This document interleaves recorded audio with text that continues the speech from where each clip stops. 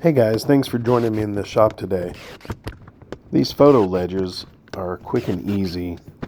These are actually for a comic book shelving unit that I've been making this year for a local comic book store. If you want the measurements, the piece of plywood is 2.5 inches in depth, and the oak piece is 1.25 inches. That's just to give it like a 1/2 inch overhang. I forgot to mention before, after I glue this up and nail it together, I made these a little long, and then I go trim them to the exact width of the backer board of this cabinet panel before I actually screw it on.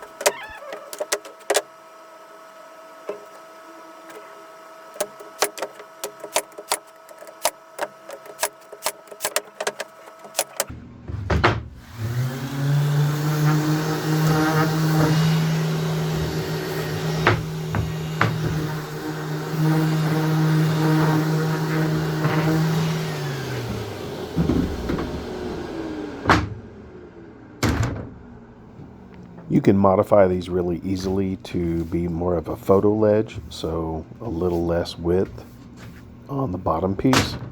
You could paint it, stain it, clear coat it. The customer is painting these, so I don't worry about finishing it. And here I've already got a mark. I've already marked on the board, so I know where I'm going. That speed square and the clamp help the board to keep from moving when you're screwing in the kreg screws. You know, you can hold it, but you can still sometimes get variance. I like to keep that as exact as possible. If you look on Etsy, you can find a lot of different options for photo ledges. A lot of them sell it by the foot, but this would be something really popular to sell in your local area.